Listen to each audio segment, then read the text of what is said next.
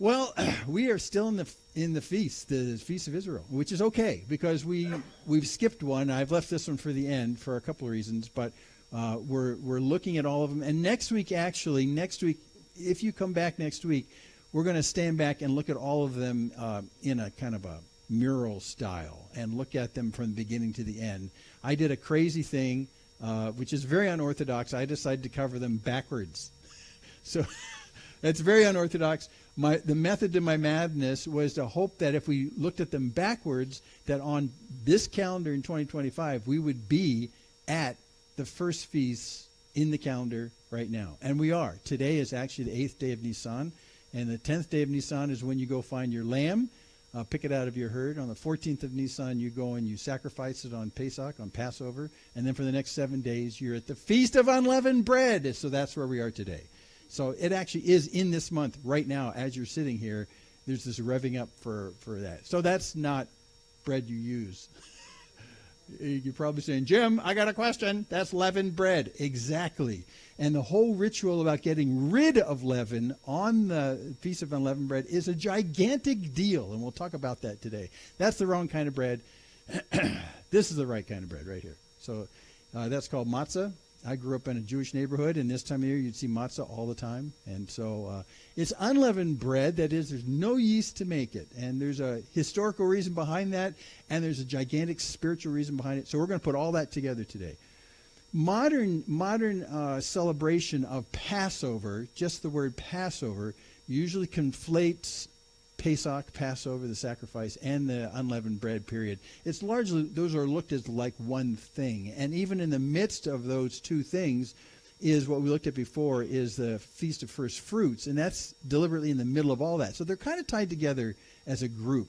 But when you talk to a modern Jew today and you talk about Passover, this is the central idea. Get rid of the leaven from your house and you eat unleavened bread for a week. So there's more to it than that, a lot more, including the Passover Seder, where the entire story we're going to look at of the Exodus is rehearsed in kind of a Seder form and a logical form during dinner.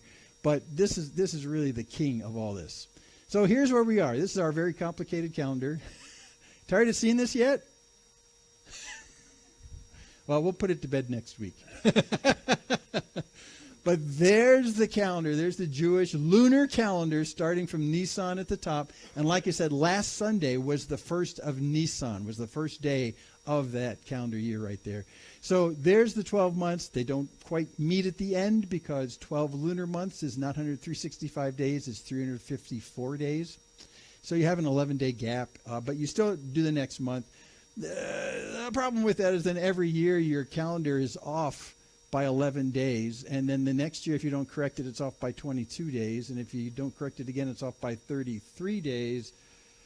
So you reset it and you just add another month. So every 3 years they add another month of Adar, the last month. So that's how they correct it. But I wanted to put this up here because this has a specific ramification to the seasons of the year, and that's the current seasons of the year right there in the middle for 2025.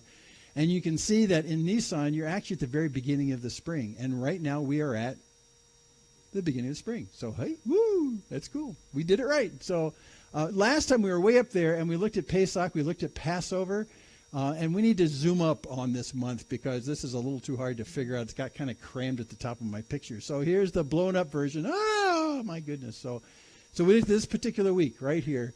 And a couple weeks ago, we looked at Passover, which is on the 14th, and Leviticus 23, which is your key to the 7 appointed feasts, says Passover must be on the 14th of Nisan. Must be on the 14th of Nisan. And so that's what we looked at, and that's where we looked at the huge symbolism of the sacrificed lamb, who is Jesus, the blood that was shed, that was painted on the doorpost of the house, almost as a guard over the house, almost as a royal seal on a document saying, don't touch this thing. So we looked at that and the price that was paid on our behalf, which the ransom, which is the blood of that lamb, provided a rescue from the wrath of God on sin over the region. So we looked at that and the very clear symbolism that is Jesus. In fact, we have so many tips in the New Testament about how to interpret these at a spiritual level, because in the New Testament, it's pretty overt. Again, John the Baptist sees Jesus coming, right? At the baptism, he sees Jesus coming. What does he say? Behold, the Lamb of God who takes away the sin of the world. So how do you spiritualize? How do you see the import of this picture? Just ask John the Baptist. He had it straight. Or you ask Paul. So these guys all interpreted this all correctly. These are literal events that are celebrated, but they have gigantic eternal implications. They're meant to say something much bigger than just the historical event, right? That's a big, big deal. And so it's a challenge to us to untangle that, to stand back and look at these feasts and say, okay, that's what that's about. But is there a bigger meaning? Is there a deeper meaning? So that's what we continue to do. So we looked at that on Passover and saw that Jesus is indeed the Passover lamb. And then I left this off. This is the Feast of Unleavened Bread, which is the 7 days after that. So on the 15th, again, Leviticus 23 says, on the 15th, you got to start 7 days of eating bread that has no leaven. And on top of that, it's very specific that it says, as you're coming up to this day, you make sure you have no yeast products in your house. You have no leaven in your house. None at all. None at all. And in fact, if you happen to eat a piece of leavened bread on the Feast of Unleavened Bread, you need to be kicked out. Not only out of the camp, but maybe out of life itself. I mean, it's very specific. So this ceremony is taken very seriously in the Jewish community, and rightly so. This is really cool because we know that leaven represents sin, and we'll add more to that later on. So as part of the ritual that goes on at Passover is to rid the house of leaven. So there's a wonderful ritualistic way in which you go through the house. You look for not only just loaves of Wonder Bread, but do they still make Wonder Bread, by the way? Well, anyway, leavened bread. You look for any remnants of leavened bread. Poof, out it goes, right? Well, those hot dog buns. Nope, out they go, So you throw out everything that's leavened. So much so that if there's any crumbs, you have to get those out. And so symbolically what you do is take a brush, which is a feather, and you go through your cupboards and you sweep all the crumbs out. So you're actually quite exhaustive when you're talking about getting rid of that. You going to say, Sheila? The main reason, probably everybody knows, but I didn't know. I went to a Passover meal this week. The reason that we use the unleavened bread is when Pharaoh told them to get out of Egypt. Yeah, we'll get to that. They didn't have time to raise the bread, so they took the bread, and then when they went to Yes. Yeah. Yeah. So it's not so much the yeast being sin, but it's a reminder of them. Right. And we'll get to that because there's several levels of meaning right here. This comes out of reality. Yeah. It's a good trivia question. Yeah.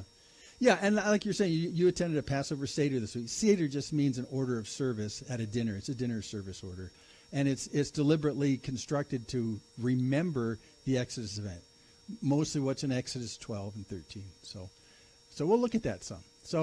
And in fact, that sort of makes sense because here, as they got out of Egypt, they sacrificed a lamb, used the blood of that on the doors, which I have that dim picture in back there, in order as a sign not for God but a sign for the people, so that they would look at that.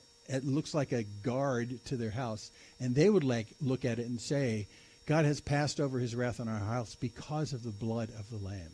We see it on our house. So anyway, we'll continue. So this is really the bigger question is this week.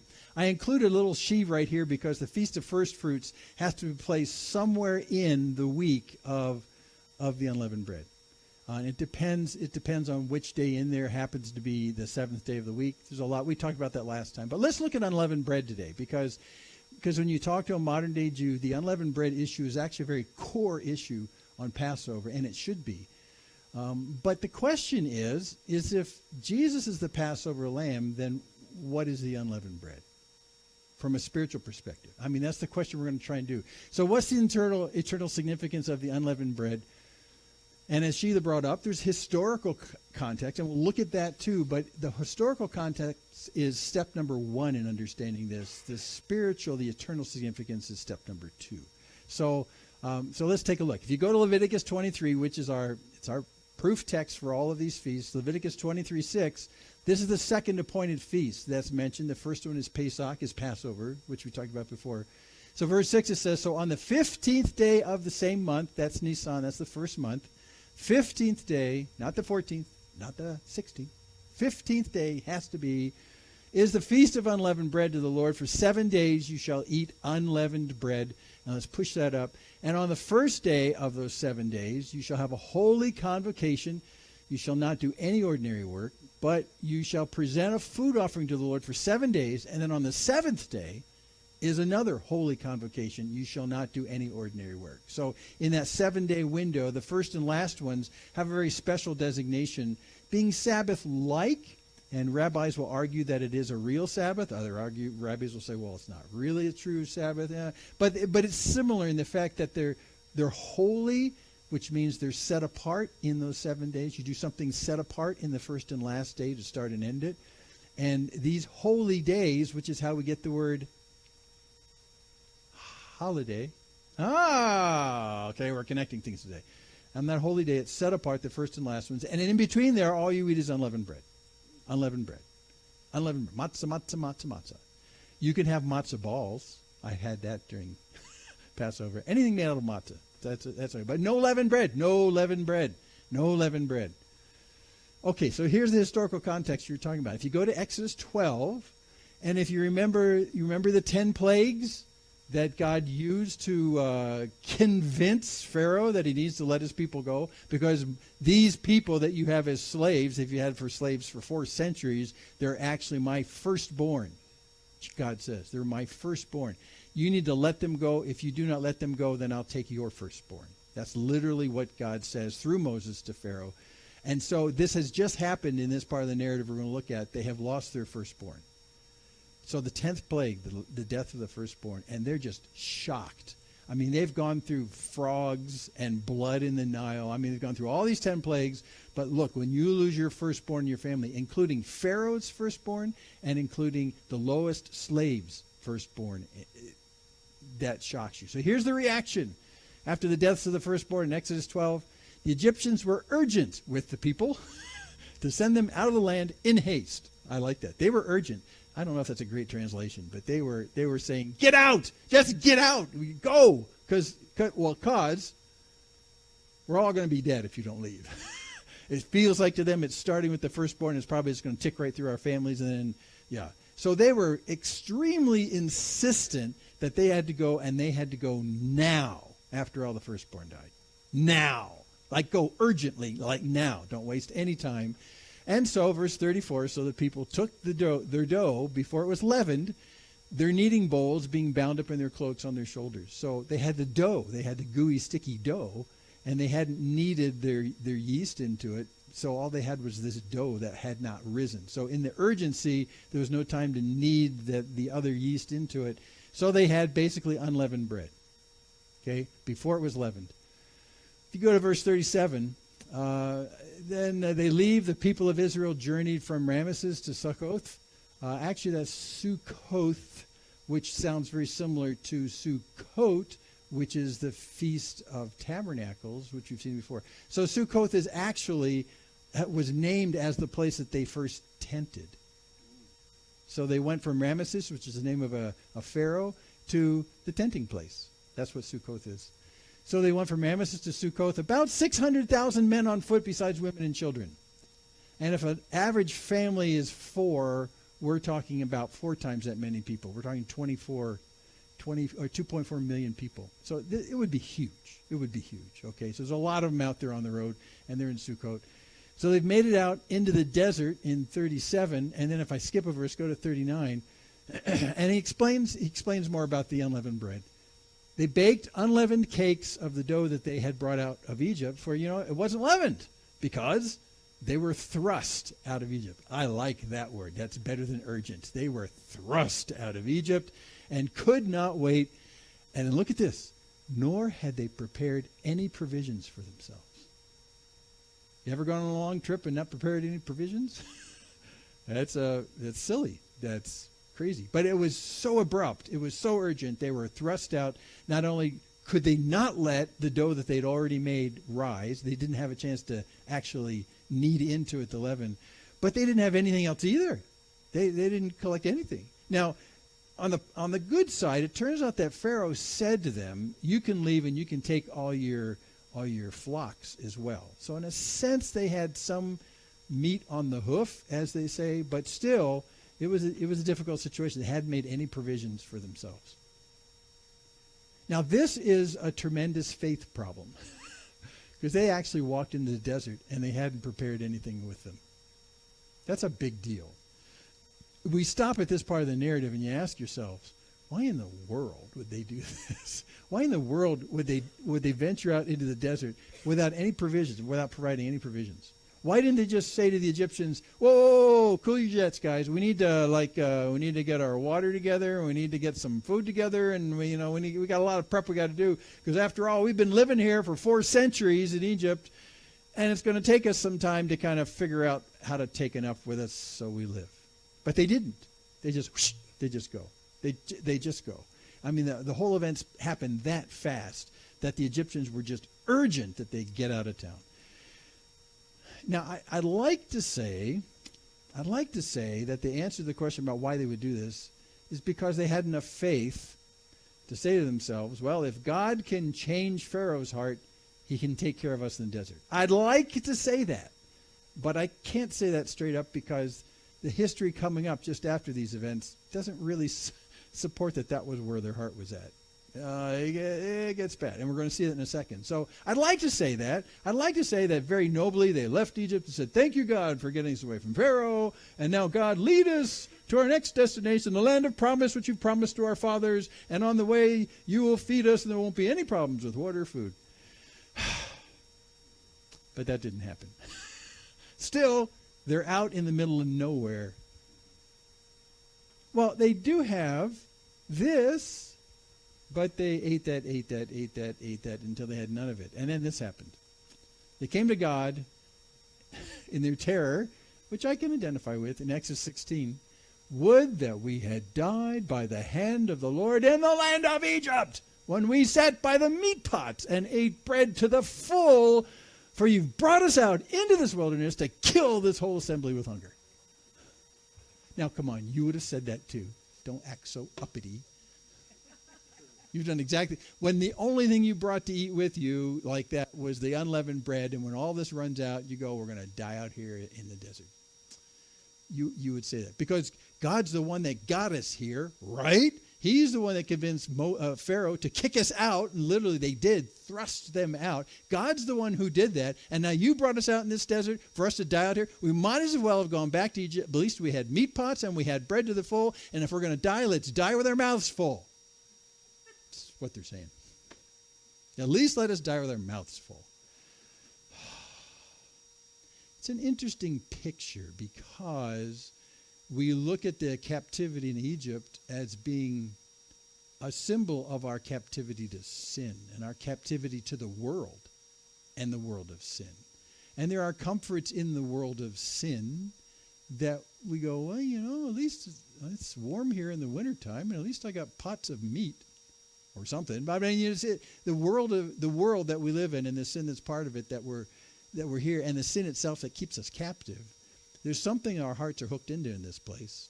And we go, well, if it's a matter of me going off into some wilderness experience outside of the world without those creature comforts, maybe there's a good reason, a good argument to make about going back.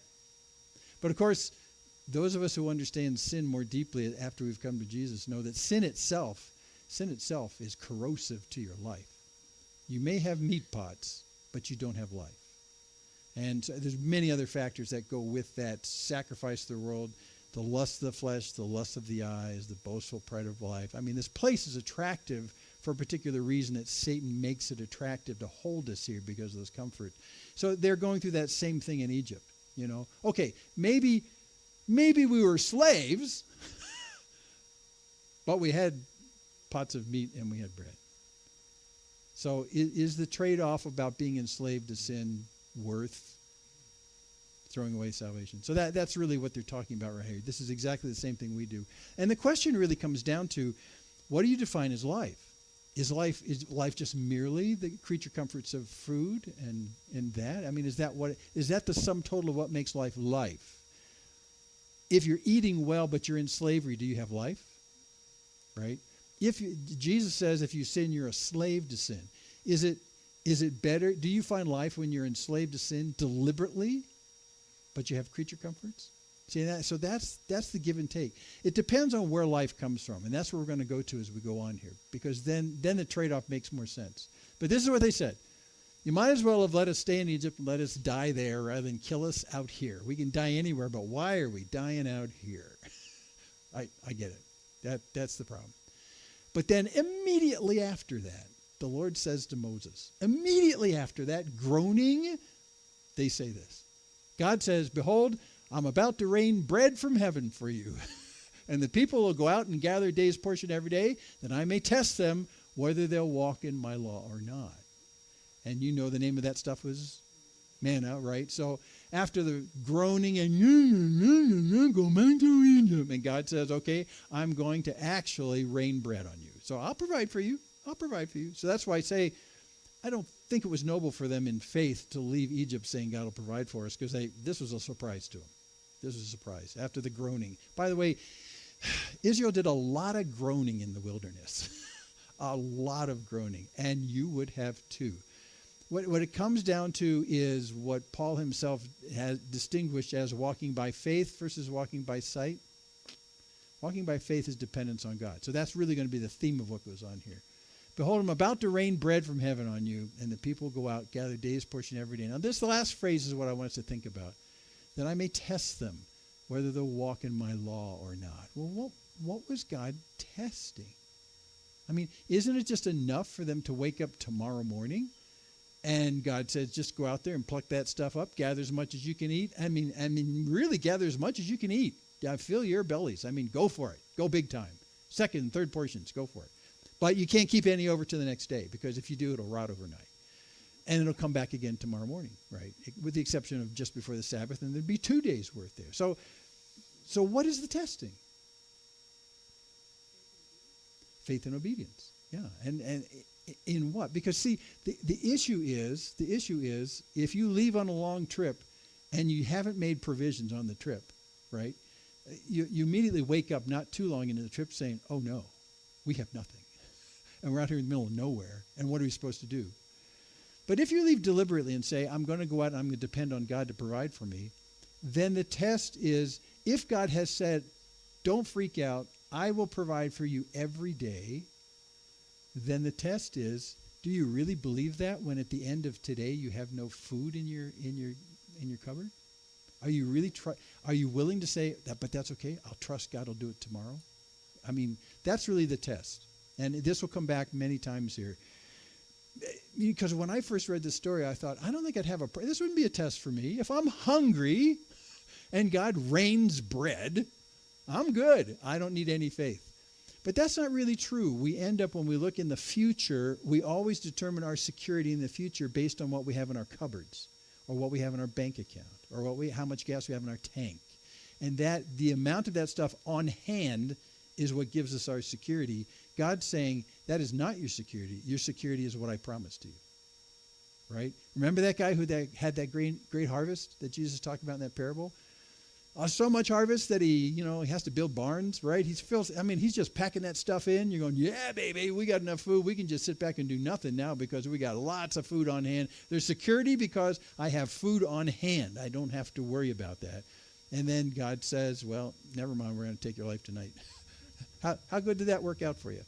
But we tend to connect our security with our ability to accumulate the resources of life.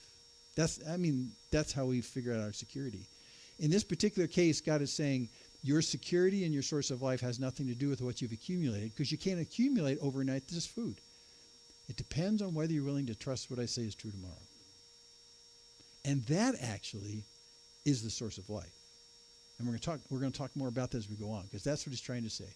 I'm going to test them to see whether they'll walk in my law. And his law is, at this point, this is very pre-Sinai in the Ten Commandments. The law is, go out, pick the stuff every day, don't keep any overnight, eat till you're full, and then on the 6th day, do twice as much, and you can eat for 2 days, and there you go.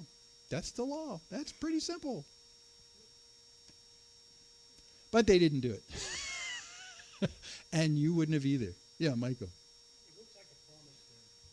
Yes, doesn't it? Stand on no matter what, right? Yes. Is there ever a way we should be thinking to ourselves, well, maybe I should look for God's perfect will that maybe wasn't perfect? I don't get what you mean, is perfect. Should we be thinking maybe God's perfect will is not what he said? Oh, I see what you're saying. Yeah, yeah. And this passage right here, when you get to 16, through Moses, God has told them specifically, I will provide, I will provide, I will provide. So are you willing to take him at his word? I mean, literally, are you willing to take him at his word? Is his word good?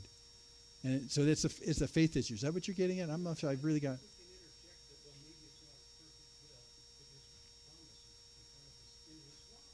Oh, Proving that we'll walk in his law and not with vain imaginations that, well, maybe it's not the perfect will. We can't have this interjection of perfect will into our faith life. well, I don't know exactly what you mean by that, but we can rely on his promises, Yeah. right? That is in fact. Yeah, and I'll go slightly askew. I don't think you're talking about this, but many times, since he uses the word law right here, many times we see the law as a word that's restrictive, like it's keeping me from better things. Like, I would rather drive 70 miles an hour down Main Street because it's pretty fun, but people will die. So you don't want to do that. So it seems restrictive to me. Even the kosher laws, the food laws, that seems restrictive to me. What we seldom do is make the connection which God's trying to make right here, which is his law is the best for us. It's the good for us. God designed you. He made you as a creator. He understands how you as his creation works best in relation to creation he's got around you. So, you need to listen to when God says, you need to do this because this is good for you. In this particular case, in a real microscopic case, this is good for you if you just do the simple law about the manna, and you will be fine. You'll be fine. And it's the best for you, especially in a desert. So anyway, we went far skip. We could continue more if I missed your point. But did we get there? Okay. Well, let's just continue on because it is a fascinating thing. I'll say this too. This law, in a sense, is kind of artificial. Can you see that right here? It's sort of artificial because he says, I put this together in order that they'll learn something beyond just me feeding them. There's something at stake here to see if they'll walk in my law. And in fact, to see if in the end, when the law does come from Sinai, if indeed you realize the fact that God's law for you is God's loving direction for you. So anyway, there you go. Oh, we could talk about that all day, but we're not going to. Okay, so this is the story that continues on in the historical context. Now Moses, when you read Deuteronomy, I don't know if you've ever realized, but in the first 5 books of the Bible, Deuteronomy is kind of like Moses's take on the history up to that point. I mean, at the end of that, he dies. And so he takes Deuteronomy to kind of teach you about what was going on. So in early Deuteronomy, in chapter 8, he's talking about this thing in the desert. And he's trying to say, there was more going on than you just eating. And so listen to this. This is really fast. This is Moses saying, this is why we went through this. This is his commentary on the history.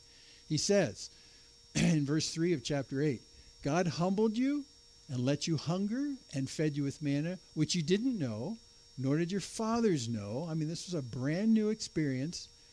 That, and here's the purpose, that he might make you know that man does not live by bread alone, but man lives by every word that comes from the mouth of the Lord. Now, that's a very famous phrase. You'll hear that in society. Man doesn't live by bread alone, but they don't do the second half.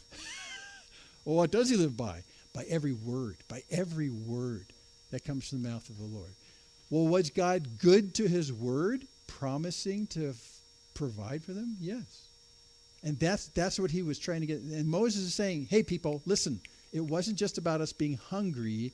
It was revamping our worldview to realize that life comes from God's word and his promise to us, his faithful love toward us, his faithfulness as a father and as a creator to provide for us. His word is good all the time, and he's always good for his word. That's what you're trying to learn out there in the manna situation. So he draws that for us right there. That was the purpose of manna. Now you're probably asking yourself, I thought we were doing the Feast of Unleavened Bread. Why are we talking about manna? Well, because it's matzah part 2. It is. It's unleavened. It's pure. Comes from heaven. I mean, you can't think of a more unleavened bread than manna. So really the matzah was the dough that was not allowed to rise because of the historical speed that they left. but it's also what they carried over into the desert that fed them for a while. And then when that ran out, then you have to have matzah part 2. And matzah part 2 is manna. Yeah. And it has to be holy in that sense. And in fact, in this particular sense, not only is it like the Egyptian dough, it's unleavened. There is no leaven, a.k.a. sin in it. But this bread that comes, matzah part 2, is all about bread that comes from heaven. It is so sinless. And there's huge parallels in this. Huge parallels. Not only the bread that comes from heaven, God's bread, but it's bread that comes daily as the result of the faithfulness of his love to provide. And there's the lessons here. Incredible. It's just incredible. Okay. So let's wrap up a little bit. We're actually toward the end because this is an easy one. I think the unleavened bread is easy. Let's look at, again, the eternal significance. We had the eternal significance of the lamb at Pesach, at Passover. What about the eternal significance of the unleavened bread? And I'll include in that matzah part 2, which is in the desert. So here's just a few things I pulled together, and there are a ton. This is probably the richest place to mine a lot of theology is in the unleavened bread, is in the manna. So I just jotted a few down. Because remember, before I look at these verses, the issue about manna, because Moses just told us this, the issue about manna is the fact that man doesn't live by bread alone, but by every word that comes from the mouth of God. It's the trustworthiness and the ability for us to put our faith in God's promises to us, to provide not just stuff, but every day's needful stuff. Because I might point out that if you don't have bread as a fundamental food, you die. It's seen as a fundamental, basic food that you have to have daily. Now, God made your bodies to need food on a frequent basis. He could have made you like camels. We could all be sitting here with humps on our backs.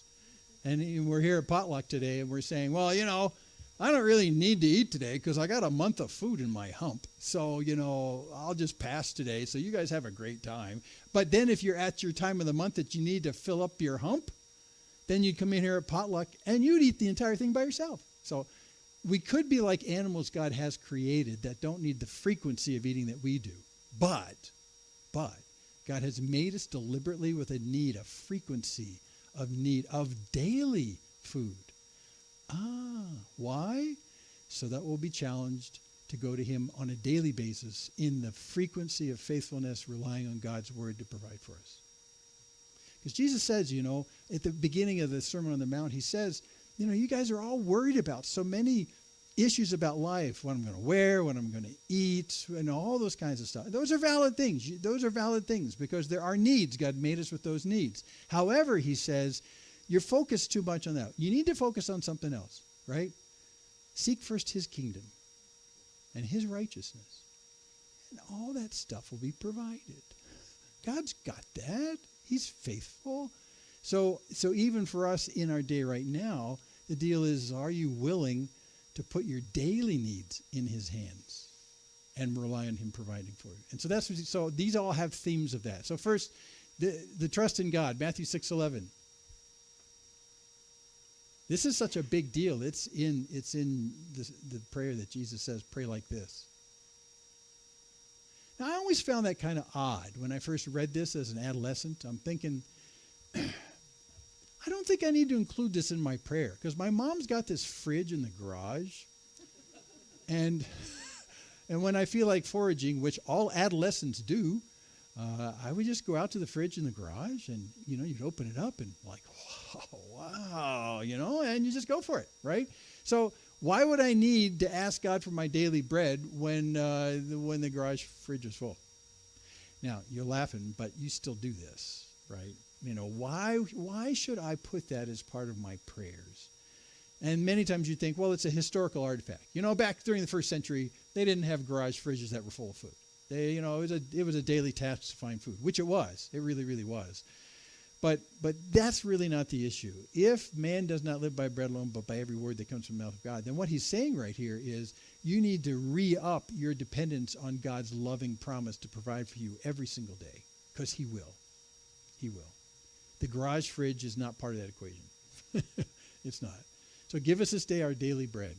It's a dependence on God for today's needs, not just the need at judgment at the end of the age. Those are two different things. Well, in Deuteronomy 31. So this is the end of Moses' discussion about his commentary on the history of Israel up to that point.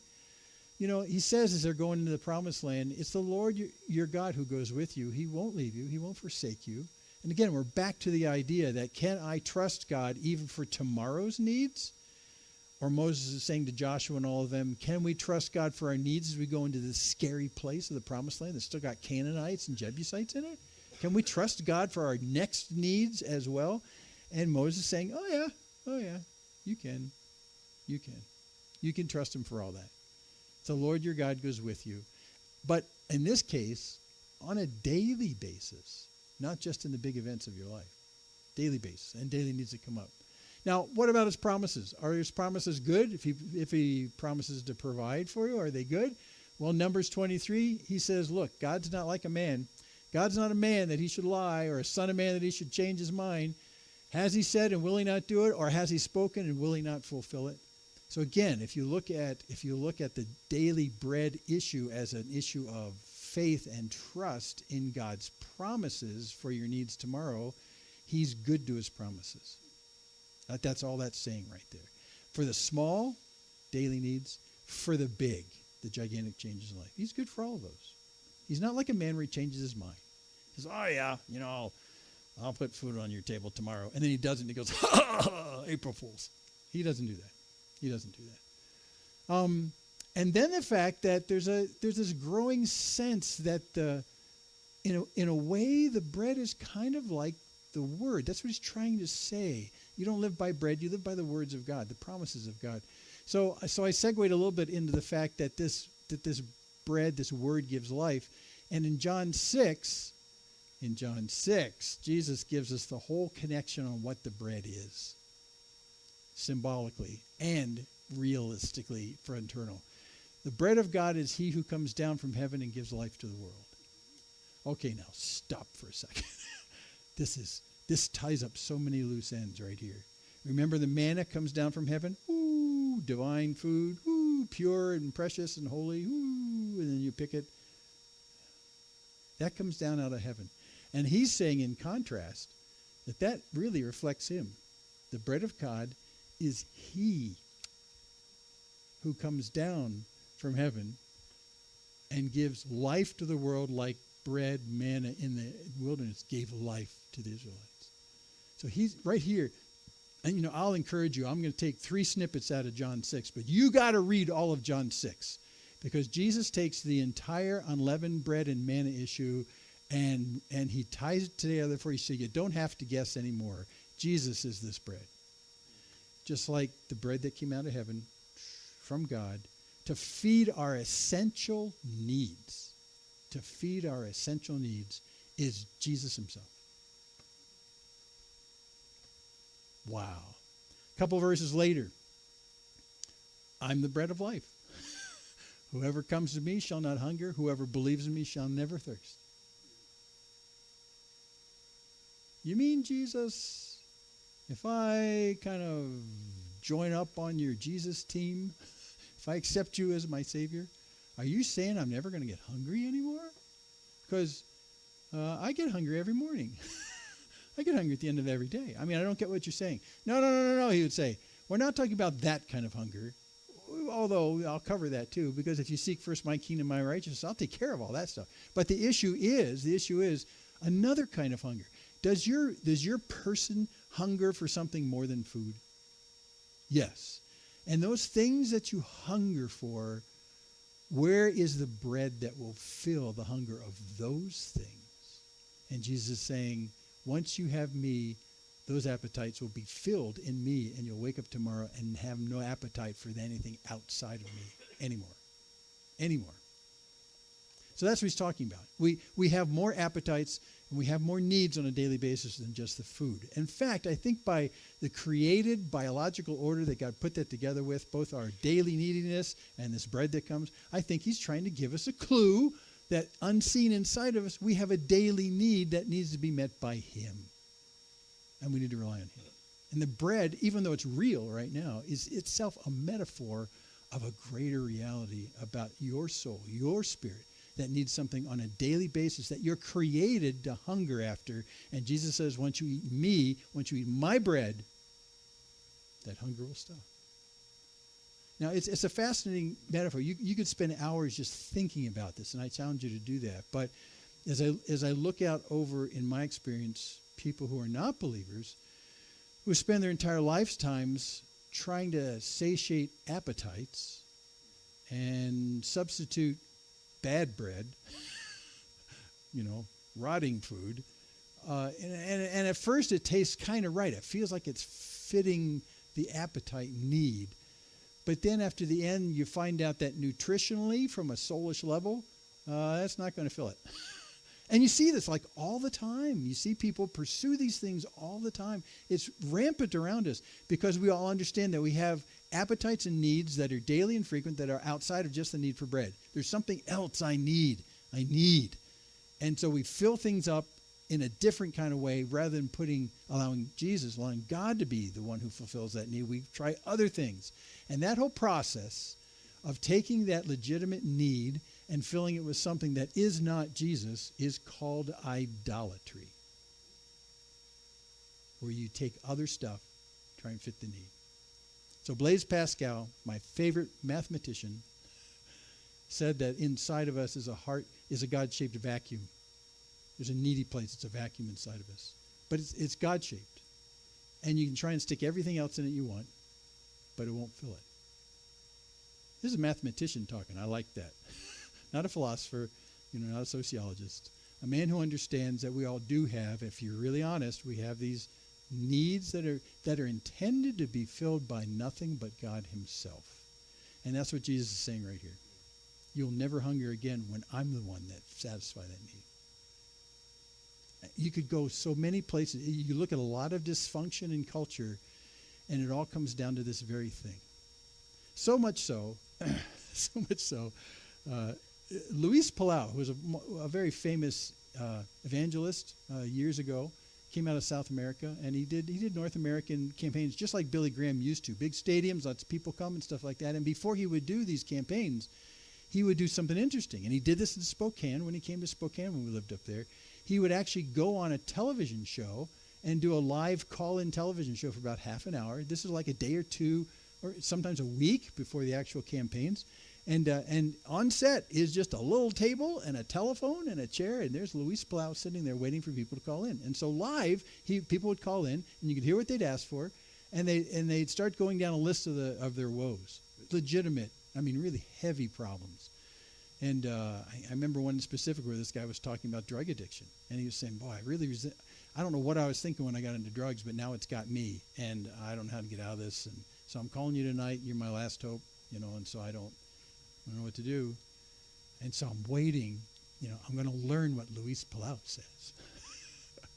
I'm going to learn from Luis Palau. So I'm eavesdropping on this conversation. And he said, he identifies with the man, really compassionate, honest. And then he says, well, here's the deal. You need Jesus. So I'm going to pass you off to another person on my staff who can talk to you for a much longer time. But that's it. So I'm thinking, well, okay, that didn't help me very much. Let's try again. So another person calls in. Different problem. Because so the entire thing, he's compassionate. He's loving. And he says, well, here's the deal. You need Jesus. I'm not learning anything. He does this for an entire half hour. And that's his response every single stinking time. And I'm saying, I'm not learning anything. And then God says, aren't you? Oh, yeah, okay, I guess so. I am. And Jesus is the solution to those errant needs and appetites that try to be filled with idols of the world. Jesus has got to be put there instead. I think that's really, really true. I mentioned earlier this morning, we were talking to Scott Johnson this week. We had some great conversations. We just love to talk. In fact, one day we had totally free when we were up in Washington, and kept saying, "Do you want to do something?" "Oh, we don't know what to do." So instead, we sat in his living room and talked all day long. Just talked. It's a great freedom you have when you have someone like that, where you can be we can have just really engaging, great conversation. I mean, it's really great. And we talked about this a lot. Many issues about current life and current problems, which seem to be at an impasse. Not the least of which is the war in Ukraine, between Ukraine and Russia. And we talked, there's complexities there. Just so many things we were talking about. And we would have these talks, and we'd talk about potential solutions, and we'd work our way down the line of what do you do, what do you do, what do you do. And then almost every time we got down to, well, hearts have got to change, and the only one who can change hearts is Jesus. The Luis Palau solution. No, God's solution. God's solution, yeah. He says, I am the bread of life. Whoever comes to me shall not hunger, and whoever believes in me shall never thirst. One more John quote, and it's about this eternal bread. This is the bread that came down from heaven. And I think he was going like this. This is the bread that came down from heaven. Not like the bread the fathers ate and died. Whoever feeds on this bread will live forever. Now that's a nutritious diet. That's good bread. That's good bread. That brings life not just for tomorrow, but for tomorrow and all the tomorrows that are here to come. Right?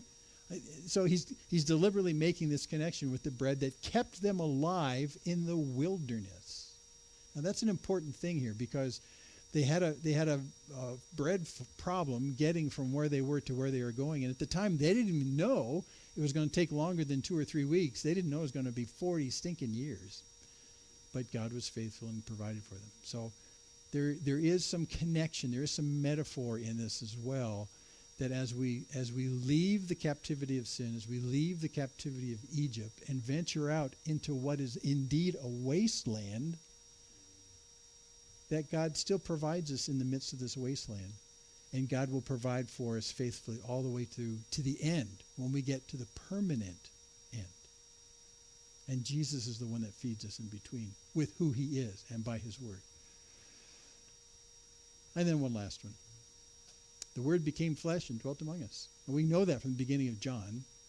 But if you connect the fact that the Word and the bread are synonymous, and he is the bread that came down out of heaven, this opening phrase in John's Gospel takes on a whole bunch of different meanings. You start connecting those together, and you go, yeah. Because every time I used to read that, I'd say, well, the Word became flesh and dwelt among us. The Word is God's will stated openly or something like that, or his communication to us about the way things should be. The Word is like we think of Word, but I think is more than just word as we think of word, Jesus being the incarnate speaker for God. This is more than that. He's actually the bread of life, because you don't live by bread alone, but by every word that comes from the mouth of God. So again, this whole metaphor is kind of smearing together in a wonderful way, even when you go back to the opening sentences of John's Gospel. Okay, let's wrap this baby up. So we looked at the unleavened bread. And the unleavened bread, the eternal significance is that, well, this is Jesus. It is. The sustaining, the essential, necessary daily, as you live in the midst of a wilderness. That describes not only Israel in the desert, but that describes us in terms of daily faithfulness on our part. And it's got to be good. It's got to be good bread. It's got to be unsinned bread. It's got to be unleavened bread.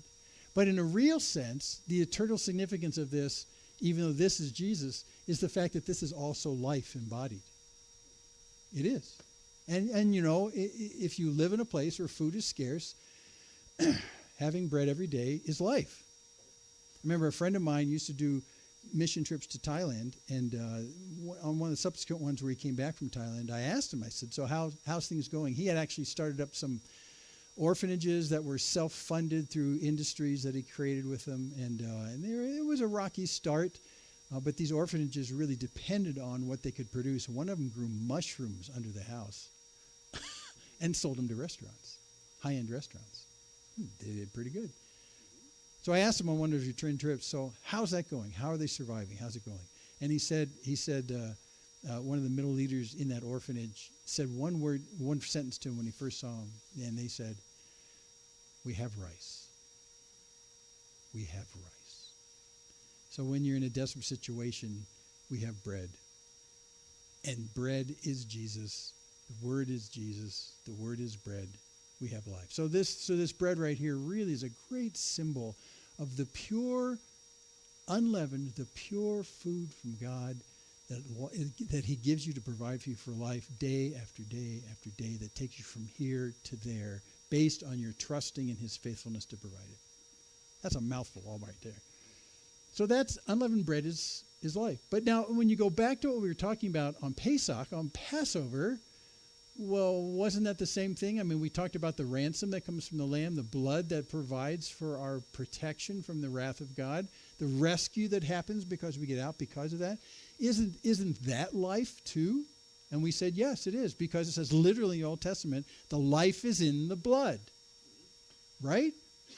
So that's the conclusion we made there. So now we have life. But if you think about these two pictures of life, they're slightly different. But there's still life. There's still life for you and me. And in fact, this first one is about a saving life. It's about life that comes from being saved from the wrath of God, either on the Egyptian area or on, mankind fallen from sin. It's a saving life. It's something that takes us out of that. It pays our debt. It gets us free of that. But then this other one, the bread life, is more of a sustaining life of what happens after that. So the first one gets you free from the captivity of sin. The second one feeds you every single day and for here until eternity. One gets you free. The other one feeds you to God's promises. So there are really two aspects of life, which are really, really great. And now I mention this because in Christianity, many times we get a little screwed up. And we focus, rightly so much on the first one, on the left there, about the savingness of what Christ has done for us, the life he brings us because he saved us from what? Well, he saves us from the wrath of God on sin. Because God is a just God, he will judge sin. And most of us in this world are participants in sin. Not me, I'm actually a pretty good guy. No, we are all. No, not one. No one's good. Okay, so there's the wrath of God on sin. He's a just God, and he doesn't turn a blind eye to it. It's there. It's a problem. You have actually, shaken your fist at your Creator when you sin. And unfortunately, we're all born with that tendency, and we do it. And we do it. So the wrath of God cannot be changed. The wrath of God, he's a just God. How do we survive the wrath of God on our own sin? By Jesus taking it on himself. The wrath of God that should be laid on us is laid on Jesus. The wrath of God is satisfied through the justice of God. Well, you emphasize that. That's this Passover idea, right? That's that blood of the Lamb. But we seldom emphasize the second one, the enduring, life-giving nature of Christ in you, Paul would say. Christ in you, the hope of glory. That Christ in you, the Word made flesh, is the one who's now is in you. And because of that, now you have a resource for daily life that will sustain you into eternity. And that's a whole different thing, we seldom talk about that. I mean, you don't realize. Paul used an argument that basically he said, and I'm going to put it in Jim's vernacular. Paul says, look, if God went to so much trouble to die on your behalf, what's he going to withhold from you now? And that's the promise of daily sustenance of life, not just the life that saves you from death. And so those two go together. Hand in hand, they go together. So when you see the early Exodus account about leaving Egypt, about all that stuff, about life issues, about the saving from the wrath of God, the Passover, God passes over, the ability to sustain them in a wilderness area that they're going into. These are all pictures of life, and these are all pictures of Christ's involvement with those who love him. Exactly. A God who's good to his promises and who promises life to you. And it's as simple as that. It's as simple as that. Which is why we have held off doing communion this morning until now. Because the two principal playing characters in the Passover story are the blood and the bread. Blood that pays the price, the indebtedness you have to God because of your sin, and the bread that continues to provide for you life every single day up through eternity. And that's what we're celebrating. So that's why when Jesus was sitting at the Passover, he pulled those two things out, because that's really the primary point in the Exodus story. Now, in a Passover Seder, you will rehearse the entire story. But in terms of what these things mean, and even if you asked a Jew at the time, what's the import? What's the bigger meaning of these things? They could very easily say, the blood we put on the doorposts of our house caused the wrath of God to pass over us. And the bread we had both in the matzah as well as the matzah part 2 in the desert, God fed us faithfully all the time. And so Jesus put those two out of the story and then put together what we do in communion this morning in terms of remembering that Christ came to give us life out of death and life into life with God eternally. Both those. It's both those. So if you're visiting with us, we're going to do this right now. You're free to join us. We'd love for you to join us as long as, the issue that you're joining us is because you want to commemorate this as well. You want to bring this to mind as well. You want to celebrate this as well. Because as participants in the grace of God, we've seen both of these from Christ's perspective in the first century, and we realize that we are indebted to him because of what Christ has done, where he's brought us life and life. Yeah. And it's been done on the cross, and that's why we do this. And this is why Jesus instituted this. So if that's your reason for doing it, please join us. We want you to do that. So this is what Jesus said I'm going to pull out of several passages from different Gospels. And the upper room account for the Lord's Supper starts with this in Luke. And Jesus said to them, I've earnestly desired to eat this Passover with you before I suffer.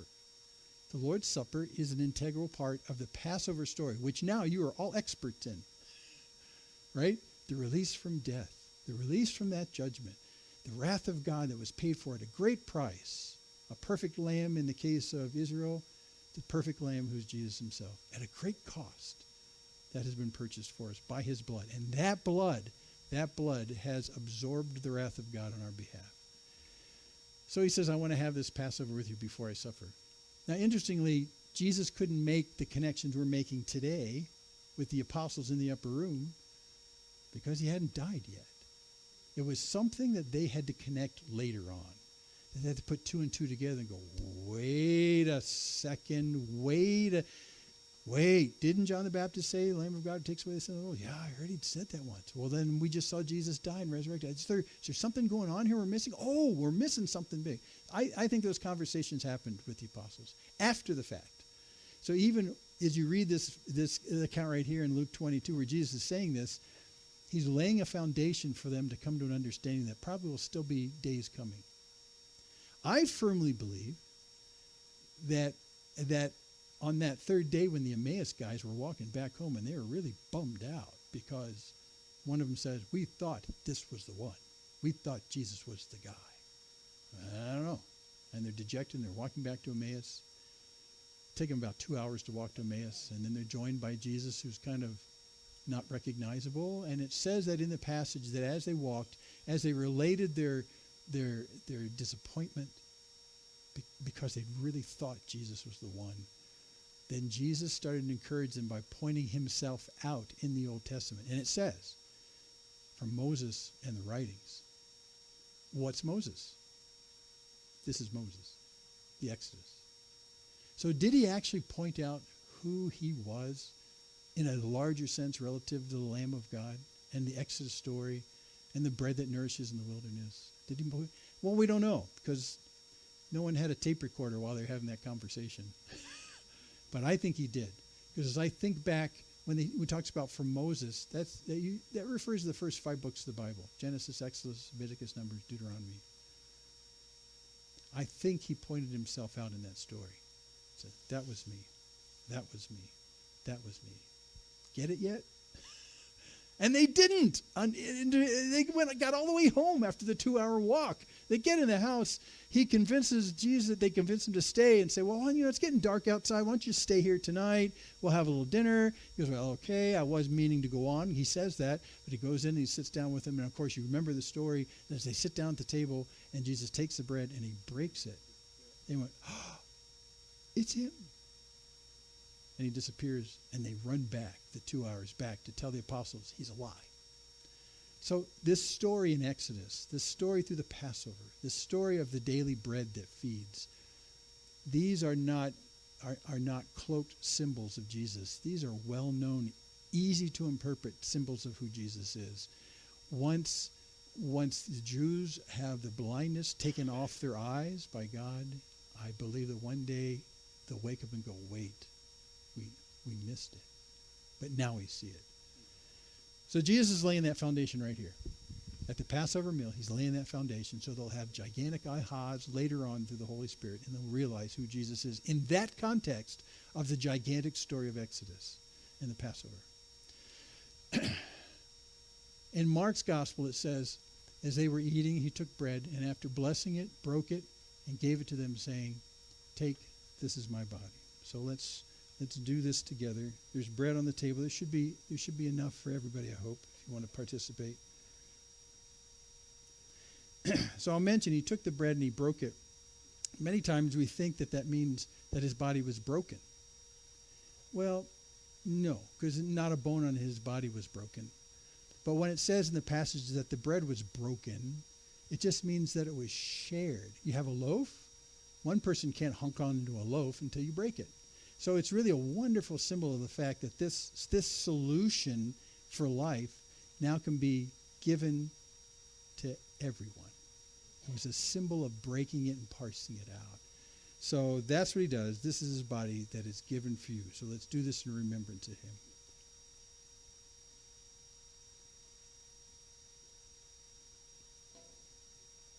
And then later in the supper,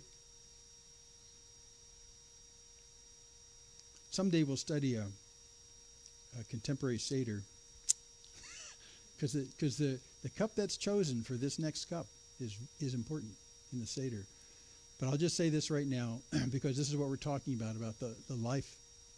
Matthew's gospel says, he took a cup, and when he had given thanks, he gave it to them, saying, drink of it, all of you, for this is my blood of the covenant, which is poured out for many for the forgiveness of sins. The symbolic connection of blood and the wine is a deliberate thing, and the connection of that being life-giving in a way that preserves you from the wrath of God, symbolic in his blood. Because there's life in the blood. There's life in the blood. I'll point out another thing, too, just as you're kind of thinking about this as you grab your cup. It's the blood of the covenant. So my question is that the old covenant or the new covenant? Is this a trick question? Yes. It's both.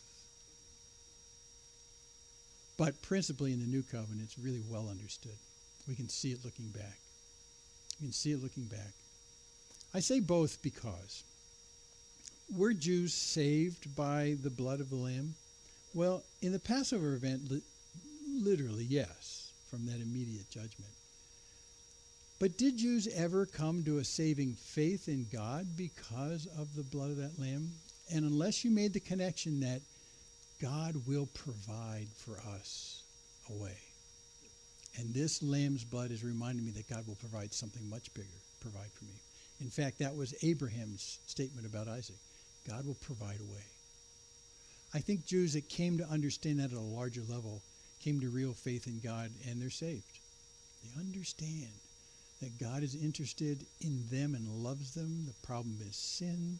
And although this lamb today prefigures that, someone or something is coming whose life will be shed on my behalf. And if they made that connection, they're there. I think some did. So he took the cup. In Paul's account of this in 1 Corinthians 11, he says that this is the blood of the new covenant. That's always a trick question. But covenant, or the writer of Hebrews calls it the everlasting covenant.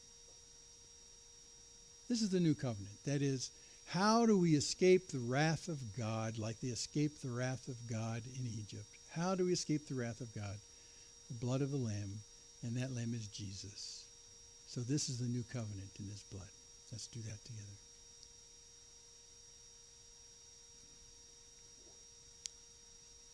Father, we take these things now as a sign that we want this incorporated into our life, and it is a part of our life now.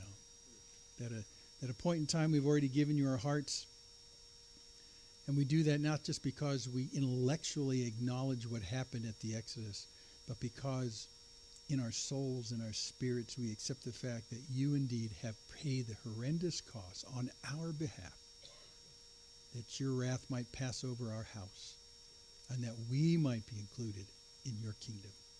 Against all odds, against the grasp and enslavement of sin, against all of that, you've done that through Christ. And now we have our daily bread in you, that we continue to live daily in dependence on you. We continue to live the day after that, and so that all of our tomorrows until the day that we see you at the end of the age are sustained by the life from you and you alone. You are so good to us. You are so patient with us. We don't understand what it is in us that you see that you love so much, but we know that you do, and that that love is everlasting and cannot be stopped, and that your grace toward us to give to us what we don't deserve, what we could never pay back, what we could never earn, the gift of your grace is something that we find life and amazement in every day. And even the vilest person on the earth, even the vilest slave trader in the 18th century, could say, this grace, it's amazing. It's amazing. So, Father, we thank you for all that you've done on our behalf, and it delights our hearts to call you our Father and to look to you every day for our needs and to seek your kingdom and the coming of your kingdom. So we thank you for all this now in Jesus' name. Amen. Well, next week, we're going to an art gallery. No, not really. What we're going to do is we're going to do one last time. We're going to look at the feasts of Israel, and specifically the appointed feasts. And we're going to look at the big picture. Yes, you got to look at that circle again. I'll change it a little bit. But what we want to do, and I promised you this from the very beginning, since I did this unorthodox thing about covering these backwards, now we're going to stand back and we're going to look at what you already know about all of these forwards.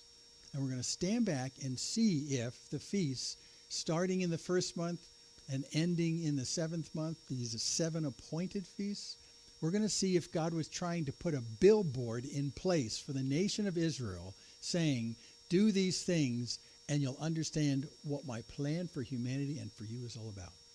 Really? Yes. They're a teaching tool. So we never took the time to do that. We're going to do that next week. And then we're going to couple with that the idea that next week is the celebration of when Jesus came into Jerusalem and how that even fits in that big picture. It all fits.